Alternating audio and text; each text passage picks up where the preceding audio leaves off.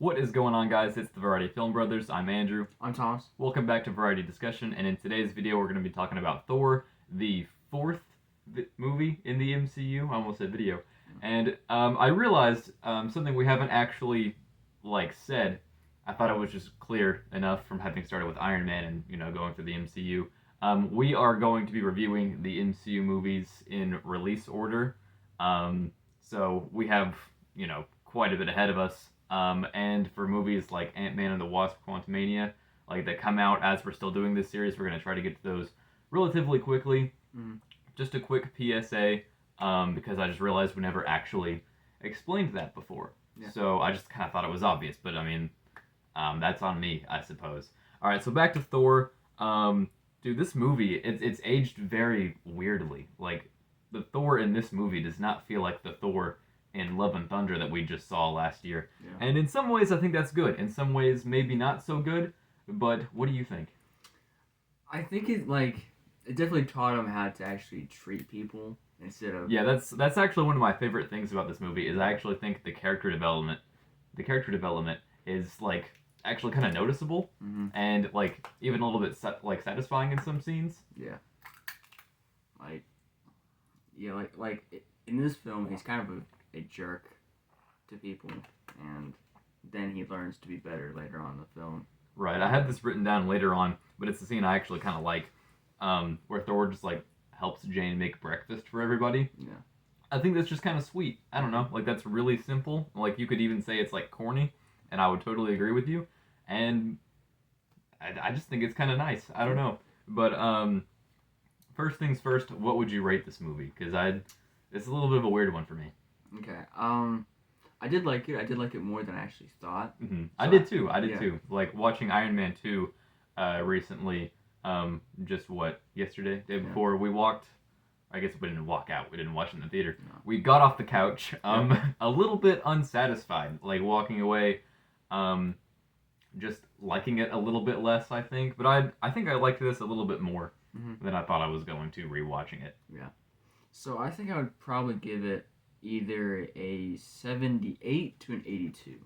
Somewhere within that range, so not a definite score. Yeah, not a definite score. I have to give it a 76, I think. I do like it just a little bit more than Iron Man 2, and my list reflected that. Iron Man 2 was at number 22, and I think Thor was at 16 or 17. I'm not going to consult the list, not really that important, but you get it. They're relatively in the same spot, but I do think this is a little bit better. They were really going for a much bigger scale with this movie. This is only the fourth movie in the MCU, and the three that came before it just took place on Earth. They were your pretty relatively average setting wise. Marvel movies, superhero movies, pretty normal stuff. But this one really covered new ground, I think. And we'll talk a little bit about that. I guess now. I actually really like the locations, the sets in this movie. Asgard looks really cool to me, even in some of the wide shots where it definitely doesn't look its best. I think we said, it kind of looks like a video game. Yeah. In a lot of the wide shots, but you get into those rooms where you have the sets and everything like that, and I think it really looks good. I think the costume designs are also really well done. Even Heimdall, whose costume is relatively more simple in this movie compared to his later looks, still is really well done, still is really sleek, really like it. It just feels like a big budget, I mean, it is a big budget movie, but it looks even better, or even bigger, I think. Mm-hmm. I would say so as well.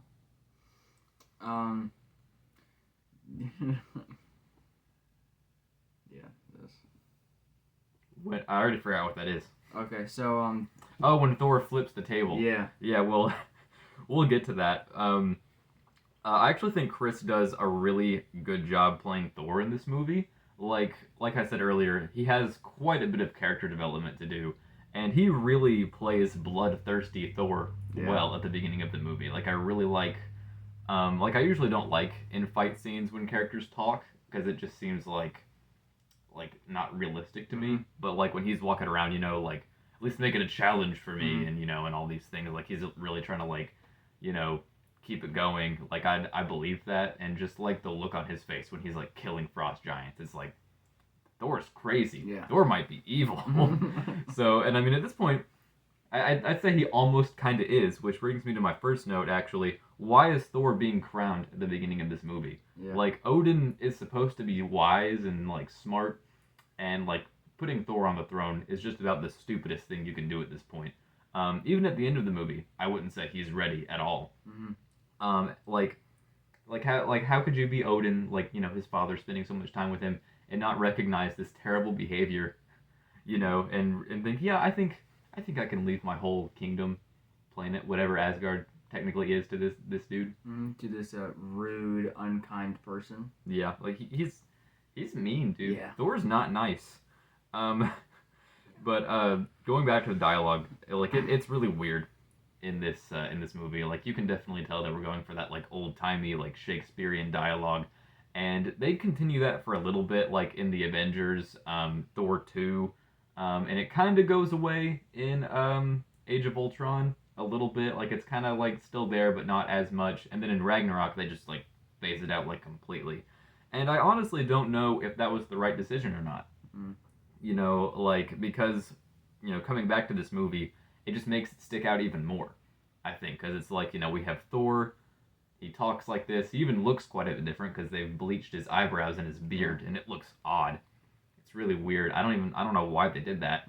And it's very weird. So I honestly don't know if they should have kept the dialogue like the same like that later on. What do you think?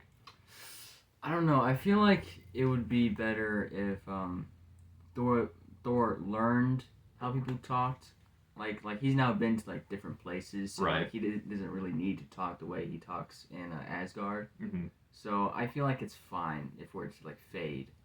Yeah, I think it does make sense. Honestly, that would have been a better thing to make Thor the Dark World about, is just like Thor taking a basic English class. Yeah. Just like, this is how people actually talk in this century. And then like, that would be a better movie than He just goes Thor like 2. like a random high school. Yeah. Just like sits down. It's an English class. We're like, okay, what is the Latin words for this prefixes? And he goes, Mjolnir?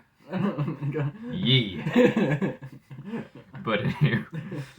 Another thing that I don't like about this movie, I don't know if that's something we talked about while watching it, but all the Dutch angles are really annoying. Yeah. Like do you know what like Dutch angles are? Have we ever talked about side, that? Yeah. side angle. Yeah, Right? you know what I'm talking about. It's like one of the tripod legs are broken in like half of the shots. It's really like every once in a while I think it'd be fine, and it works best when something's like off. Like I think the only shot that I can really think of where it works is the shot where Loki is getting up off the throne, and you even said he looks like really intimidating here. And I think the Dutch angle actually helped with that, you know, because it gives you kind of this unsettling feeling. But like for every other shot, it's really obnoxious, and it really tries to give off this like pretentious, like, oh, I know how to film look, you know. Like if I ever like start doing that when we're like filming anything, just be like, Andrew, no, just put that third tripod leg up. Like you just like what? Like really, I would buy that then. Anyway, so something that I never even really thought about until you brought it up is that really Thor should have died twice in this movie. So you know, he goes out and tries to like kill all of the frost giants, I guess. And to be fair, no one handled that situation well when they invaded Asgard, because like Thor wants to go in and kill everybody, Odin wants to just forget about it, and it's like I don't like neither of them are handling this well. You know, like they're on two way opposite sides of the spectrum, and I get Odin doesn't want to go to war, but like if people are trying to, you know, come in and, you know, kill your people and steal your stuff, you might want to get on that. You might want to investigate. Yeah, or at least like talk to them. Or at Yeah, least, exactly. Like, go there just to like scavenge. No, that sounds stupid, but like go there just to see, hey, who planned this? Yeah, like, you know, Don't, like, try to kill get some people. No. information. So like neither of them handled that well. But like I was saying, like when Thor gets his powers taken away and then Odin throws him to Earth, he should die, right? Yeah. Like he should die. He should. Like he gets hit with a car, and even if he didn't, landing on solid ground from like millions of miles. Yeah. Like imagine all the force he would build up. Oh my Dude, you would go through the Earth's core. You'd put like another crater in the dirt, dude. Like, oh my god, I do like that. When Mjolnir is like just sitting there in the desert, like people are like trying to pick it up and they're like hanging out. I don't know if like it would be realistic to go as far as like barbecuing, like they're doing, but I mean I don't know. They look like people that would have like a grill just in the back of their truck. So I don't know. I don't know what they do in New Mexico, but I do think it's realistic for people to be like trying to pull it out and like I said, making like an event out of it. And a lot of the shots, like as much as it is kind of lame that so much time in this movie is spent on Earth, because like I said, that's all we've done in the MCU before then. So like now is really their chance to break away from that. So it does kind of suck that we're spending most of our time on Earth in a movie that isn't really a whole lot about Earth. Yeah. But I do think the shots look good. I think it's a good looking movie on Earth. Like, I don't know, there's just a lot of natural lighting and it looks like it's not like too polished, you know what I mean? Yeah. So I think that's something good about it. I do have one complaint though. Whenever Thor goes to the frost giant place, I forgot what it was. Jotunheim? Yeah. There's a scene where he collects all this like lightning and then he smashes it on the ground and like destroys like 3/4 of like the entire planet. Oh yeah. Yeah, some of it's like it makes you wonder just like how powerful he really is at this point compared to later on, because like some of the attacks that he does in this movie are like really like wide ranging. Like he basically makes a freaking tornado at the end of the movie, and I don't think he ever does that again. It's very weird. It makes me wonder like if each director like for the Thor movies, or at least the movies that Thor is in, if they're told like specifically what Thor's powers are. You know what I mean? Because sometimes it just feels like they're making stuff up as they go, and it like it's not like too inconsistent, but it's definitely a little shaky. But I also have written down that like in a lot of the fights, despite this being a good looking movie, I do think some of the CGI looks kind of off. Like especially in the final fight with the Destroyer, like some of it like it just doesn't look finished. It looks like blurry almost. So I just don't know if they didn't get as much time on this one. Maybe like since Iron Man 2 looked so good, they had to pull people from Thor to get Iron Man 2 done on time, because they were having like production issues there. But kind of going back to the acting, like I said, Chris did a really good job. Tom Hiddleston really steals the show in my opinion. Anything that he plays Loki in the MCU, he just like takes it and runs with it. He does a fantastic job. I like the scene where he's shouting at Odin to just like tell him the truth. It's really compelling, and I like this movie, but it's not a very emotional movie. It's not one that really gets me pulled in very much. But like a lot of the Loki stuff is really well done, and that actually starts to pull me in a little bit. Like the way that Loki like pulls down Odin, that is his name, right? Okay, where like he pulls him down and just like makes him make him be in a coma. Like, well, it wasn't because of Loki. It just like kind of happened. Although I'm a little surprised that the guards weren't more suspicious, because like they heard that shouting, right? Like they weren't too far away. So like in my opinion, to be a little suspicious if like they just heard Loki screaming and then Odin is unconscious. But I mean, I guess he'd been in the Odin sleep before. I think they said that he'd done it before, and like this time was different. So I don't know. Maybe they know about that. Just taking his routine nap. I guess so. But going back, something I skipped over that just really annoys me.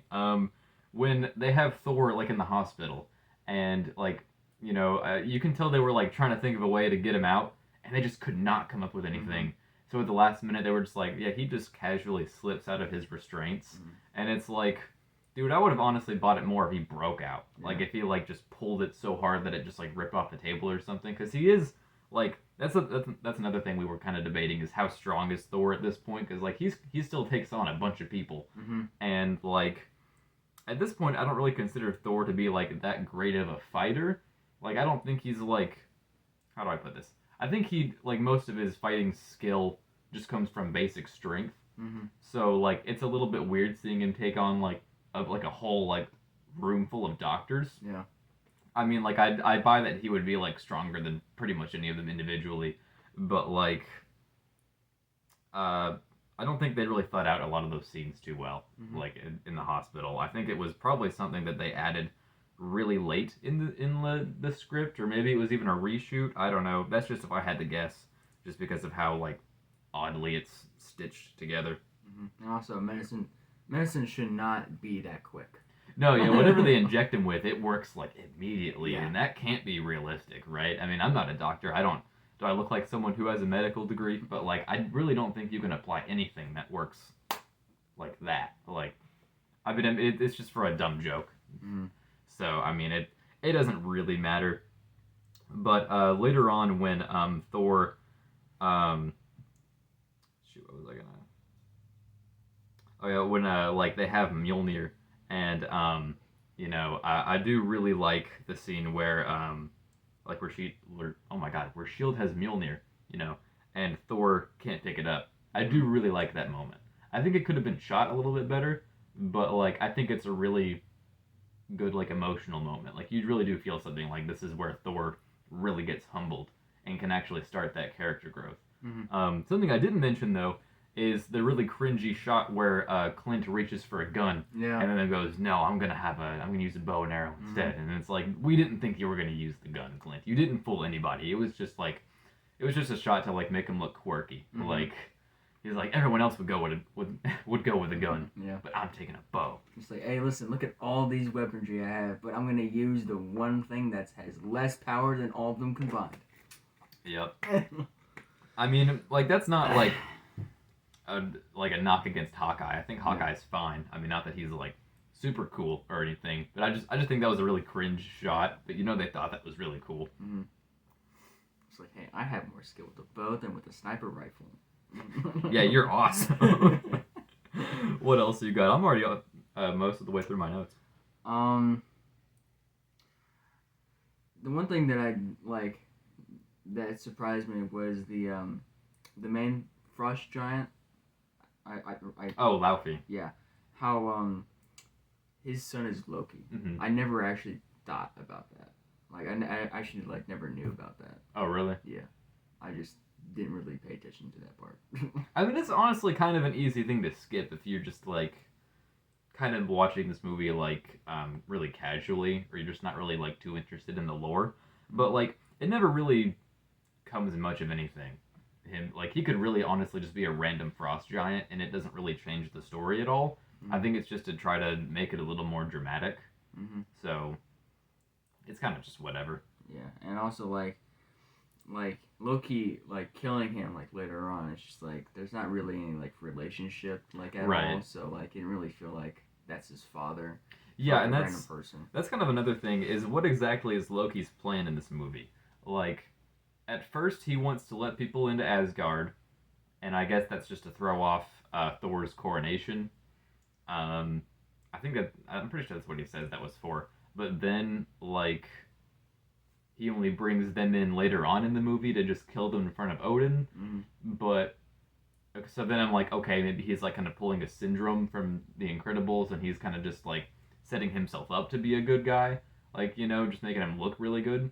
But then he's like, yeah, I actually want to destroy all of Jotunheim, and it's like we've already resolved the conflict, because at the beginning of the movie you actually kind of buy that Loki actually wants what's best for Asgard and can see through Thor's stupidity, basically. At least that's what I thought, is that Loki seems to actually kind of like know what's best, even if he isn't really capable of acting on that. Mm-hmm. But like once he's actually in power, he's just like he's basically doing exactly what Thor's doing, and it's just like abusing that power. Yeah, but like exactly in the way that he said he wouldn't, because at the beginning, he's basically like saying like he's aware that Thor is abusing his power, and you kind of get the sense of like if Loki was in this position, he wouldn't do that. So it kind of just makes you wonder why he does. Mm-hmm. Because like I don't think Loki really has much of an arc in this movie. He just kind of has a bunch of really bad things happen to him. Yeah. So I mean, like I do feel bad for Loki because he is always the second brother who was not really destined to be a king. Right, like really, Odin lied to them, and that's kind of a line. Like I actually really like the way that this movie ends. Like we'll talk about that in a minute. But I really don't like the line where Thor's all like, "There could never be a better father than you, Odin," and I'm like, I don't know, Odin really made some mistakes. Like Yeah. when they were kids, you know, like he was basically telling them that like both of them couldn't both be the king, but like they were both destined to be kings. So it's kind of like instilling this hope that they could both be king in them, even though that's not obviously, you know, able to happen. Mm-hmm. So I really just don't know what Odin was thinking most of the time, honestly.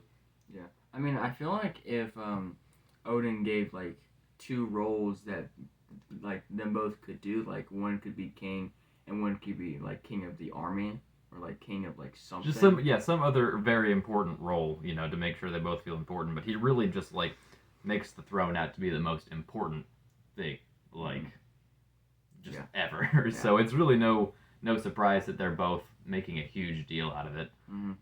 But like I said, I really like the ending of this movie. Like I like that Thor destroys the bridge. I think that's a good twist. Obviously, it doesn't end up mattering at all later on because like literally just a year later, they're able to send Thor to Earth anyway using dark magic, and like in this really small line in the Avengers. So really, the ending of this movie has no consequence at all. But just within the movie itself, I think, like I said, it's a good twist. You wouldn't expect him to do that, especially since he wants to go back and see Jane. And it just ends on this really like uplifting feeling. The soundtrack is really good. I think the cinematography is really good. Like, you know, I mean, it's pretty easy to achieve. You know, like a nice sunset in the middle of the desert is going to look pretty good. And, you know, combine that with a lot of the visuals from Asgard that I already said look good. And even when it does look like a video game, it looks like a cool video game, at the very least. Like, I like specifically a lot of the shots where they're, like, outside, like, but, like, still on part of the palace, and you can see, like, the, like, green and, like, purple hues of space out in the distance, but you've also still got, like, that sunset reflecting that warm light on them. It's really interesting. And I really kind of miss visuals like that because later on, Asgard looks really normal. Like, I think as soon as Thor 2, but especially in Thor Ragnarok, it literally just looks like regular daytime outside in Asgard, but here it looks like kind of trippy, but like in a cool way.